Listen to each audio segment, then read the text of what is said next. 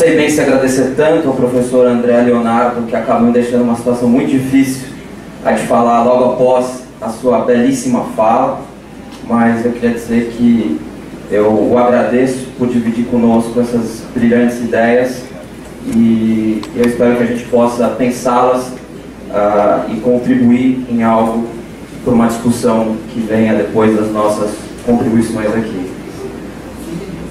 Nessa ocasião, eu gostaria de tentar colocar para vocês um problema.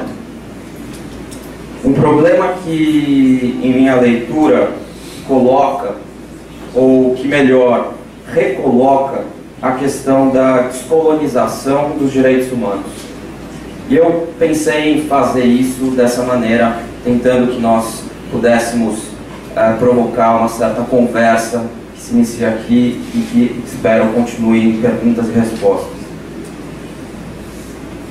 Nesse sentido, tendo em vista esse problema que eu estou querendo provocar, eu tomo como ponto de partida as seguintes perguntas.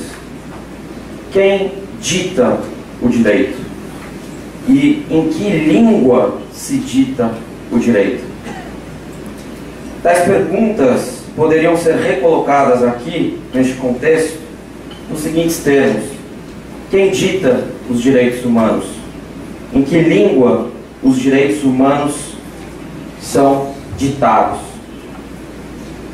O ponto de quem e em que língua se dita o direito serve aqui para enfocar o problema fundamental da autoridade.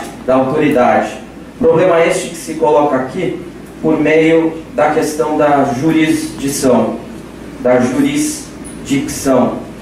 do iuris dictum, do ditado do direito. Portanto, de modo ainda bastante tentativo, eu gostaria de começar a tatear esse problema do relacionamento entre direitos humanos, jurisdição ou ditado do direito e a questão da autoridade. Trata-se de um engajamento ainda muito inicial com a questão da fundação da autoridade, da autorização da autoridade daquele ponto soberano que dita o direito, que é autorizado a ditar os direitos humanos.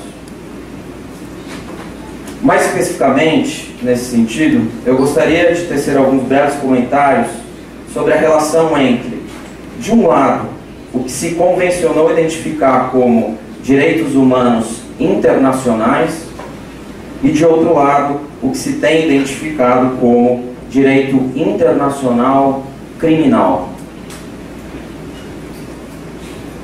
Nesse sentido, deixe-me citar aqui uma passagem de um autor chamado Sir Harsh Lauterpacht, em que tal relação entre direitos humanos internacionais e direito internacional criminal pode ser repensada. A citação é a seguinte: após a Segunda Guerra Mundial, o reconhecimento de direitos humanos fundamentais realizou-se indiretamente, mas de maneira mais significativa, por meio do reconhecimento dos chamados crimes contra a humanidade, no artigo 6 da Carta anexada ao Acordo das Quatro Potências de 8 de agosto de 1945, autorizando o estabelecimento do Tribunal Militar Internacional para acusação e punição dos principais criminosos de guerra do eixo europeu. A Carta e o julgamento do Tribunal, na medida em que eles reconhecem em princípio crimes contra a humanidade, têm uma influência direta sobre a questão do reconhecimento na esfera internacional de direitos fundamentais do indivíduo. Estabelecer que crimes contra a humanidade são puníveis é, portanto, afirmar a existência de direitos do homem fundados num direito superior ao direito do Estado. Assim, mediante análise, a tipificação de crimes contra a humanidade num instrumento internacional significa o reconhecimento de direitos fundamentais do indivíduo pelo direito internacional. Fim de citação. O ponto que eu gostaria de destacar aqui é precisamente este, o de que o reconhecimento internacional de crimes contra a humanidade tem influência direta sobre o reconhecimento igualmente internacional de direitos fundamentais do indivíduo. Em outras palavras, o que eu gostaria de sugerir aqui, influenciado em grande parte pelo trabalho do professor Peter Fitzpatrick, é que esta relação entre, de um lado, crimes contra a humanidade e, de outro lado, direitos humanos dos indivíduos, direitos fundamentais do indivíduo, sugere uma constituição negativa dos direitos humanos internacionais. Constitui-se primeiro o crime e, consequentemente, o criminoso contra a humanidade, e então, a partir deste ponto de negatividade, autoriza-se uma suposta universal positividade à humanidade. Trata-se, em minha leitura, de uma manifestação específica daquilo que o professor Peter Fitzpatrick identificou como referência universal negativa, ou, em inglês, Negative Universal Reference. Autoriza-se uma referência universal negativamente, e esse seria o ponto principal. No exemplo dado há pouco, a referência universal, portanto, seria a humanidade. A humanidade do humano, dos direitos humanos. Por sua vez, a negatividade seria a tipificação de crimes contra a humanidade, a construção de um certo criminoso que é contra a humanidade. O criminoso contra a humanidade, por exemplo, estaria dentro ou fora da humanidade? O criminoso contra a humanidade teria ou não teria direito a direitos humanos, que são direitos daqueles humanos que são reconhecidos em relação a uma certa universal humanidade.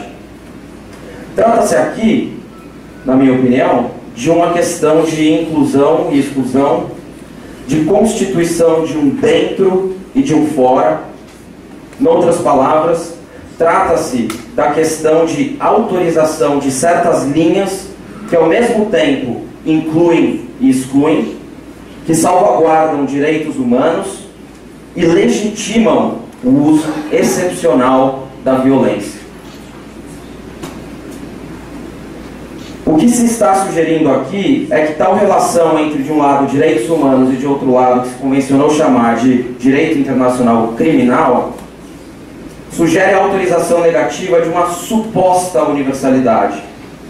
Mas deve-se notar aqui que esta autorização é a autorização negativa de direitos humanos que agora, quero dizer, a partir de 1945, são supostamente internacionais. Há um processo, portanto, de internacionalização acontecendo. Nesse contexto, gostaria de fazer um parêntese e sugerir, lembrando os ensinamentos do professor Gary Simpson, que a origem do chamado direito internacional criminal pode ser identificada com a categoria do pirata, considerado o primeiro criminoso internacional, o primeiro criminoso a ensejar a chamada jurisdição criminal universal, o criminoso que comumente na história e teoria do direito internacional moderno é identificado como hostis humani generis, inimigo da humanidade, em português. Mas qual seria, então, o espaço-tempo de um suposto inimigo da humanidade? Qual a relação entre a tradicional gramática interestatal nacional e uma excepcional jurisdição criminal universal? E aqui poderia se destacar os comentários do professor Gary Simpson acerca do que ele identificou como o tropo do inimigo da humanidade,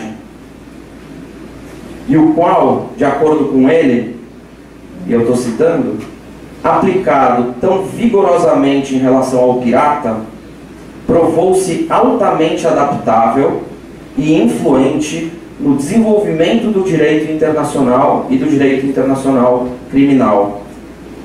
Toda a ideia de fazer indivíduos, seres humanos, beneficiários e, portanto, de fazer direito dos direitos humanos, ou de fazer os indivíduos sujeitos e, portanto, de fazer o direito dos crimes de guerra ou o direito internacional criminal do direito internacional, toda a construção, então, do direito internacional dos direitos humanos e do direito internacional criminal, de acordo com esse professor, estaria sendo influenciada pelo tratamento dos piratas, porque exatamente demonstra essa articulação de negatividade e positividade. O ponto aqui é o de sugerir que aquela autorização negativa da humanidade, supostamente universal, está originalmente associada à construção deste inimigo da humanidade, deste outro, ou fora constitutivo do direito internacional. O ponto de negatividade aqui, nesse momento original, seria o pirata, o inimigo da humanidade. Mas o pirata aqui nessa conversa, aqui nesse rascunho inicial, serviria para apontar precisamente para este fora constitutivo do direito internacional. Ou, mais precisamente, para colocar a questão, em outras palavras, o que se quer destacar aqui é a construção negativa do direito internacional e do chamado sistema internacional moderno. Nesse sentido, tal negatividade poderia ser lida em relação ao que o professor Peter Fitzpatrick identificou como a constituição colonial do direito internacional. Uma constituição que significa, em pouquíssimas palavras, a negação do outro. E no que tange a autorização e a constituição do direito internacional, essa constituição negativa do direito internacional, eu gostaria de lembrar aqui, criticamente, uma observação feita de maneira muito acrítica pelo Carl Schmitt, que lembra no seu Nomos da Terra, de uma maneira, no mínimo, muito cínica, que o evento básico na história do direito internacional europeu foi a apropriação de terra de um mundo novo. Note-se que o direito, nesta passagem de Schmitt, não seria apenas internacional, mas também, ou sobretudo, europeu. Note-se, é claro, que o evento básico, fundamental deste direito foi a colonização de um mundo supostamente novo. Mas, trazendo um pouco essas discussões de volta para o futuro, eu gostaria de concluir tecendo alguns comentários breves sobre aquela questão que eu apontei inicialmente, sobre jurisdicção, sobre autoridade, sobre aquela questão de quem dita o direito e em que língua esse direito é ditado. Primeiro, então, deixa eu dividir com vocês um certo rastro. Ontem, ao terminar de preparar esse rascunho, essa conversa, eu tive a curiosidade de olhar a página inicial do Tribunal Penal Internacional. Nesse sentido, eu acessei o www.icc-cpi.int, e então cliquei lá, English, e abriu-se então a página inicial na parte de cima da tela, né? Logo abaixo do logo do TPI, uma série de mapas apareceu.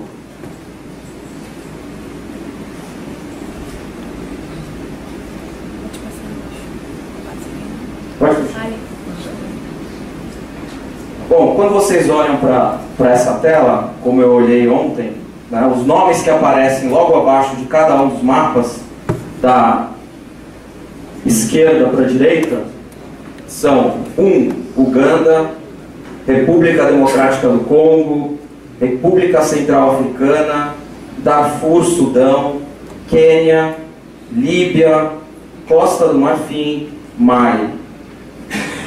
todos, eu repito, todos os estados são africanos.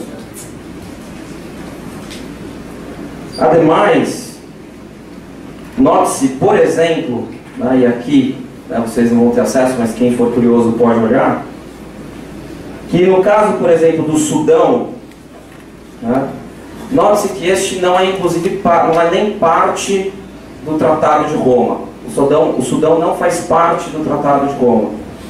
Mas que mesmo assim há um caso perante o TPI contra o presidente sudanês.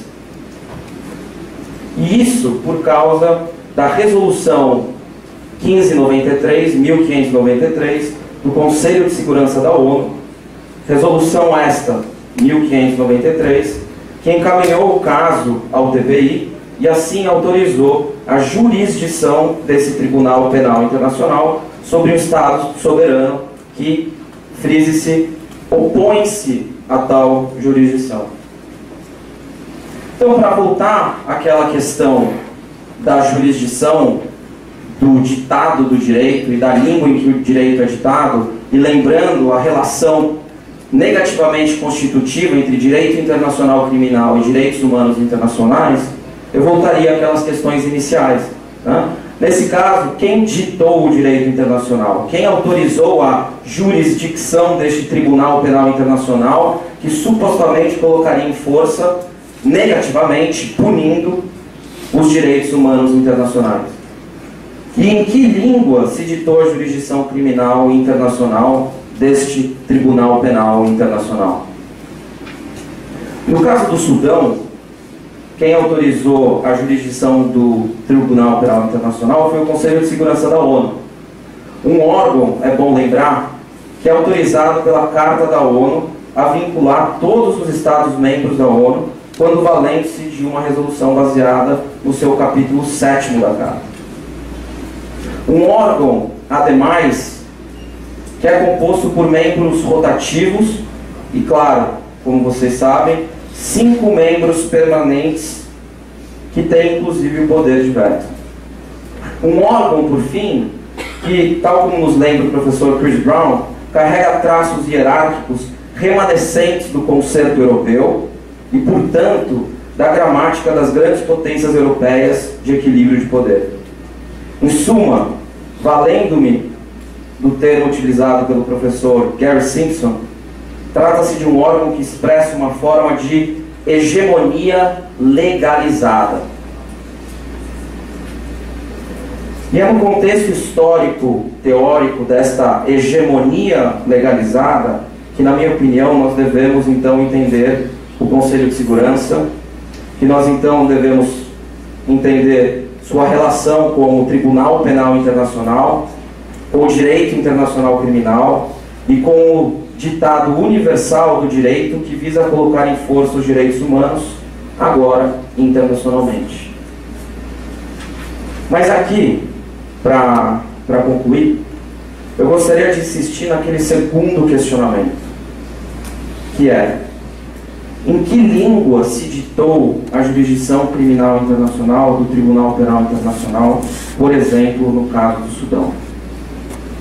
E língua aqui, eu quero dizer língua no sentido mais amplo. Em minha leitura, esse ditado do direito feito pelo Tribunal Penal Internacional e pelo Conselho de Segurança da ONU se deu por meio de uma língua internacional, que até bem pouco tempo atrás vinha acompanhada também do adjetivo europeia. Uma língua internacional europeia, uma gramática político-jurídica interestatal nacional europeia. Uma gramática que não é natural, que não é uma segunda natureza, mas uma língua espaço-temporalmente particular que se construiu hegemônica, violenta e colonialmente global, supostamente universal e assim supostamente coextensiva e idêntica a uma suposta universal humanidade. Trata-se de uma língua que globalizou-se, ou para utilizar-me do termo de Jacques Derrida, se globalatinizou.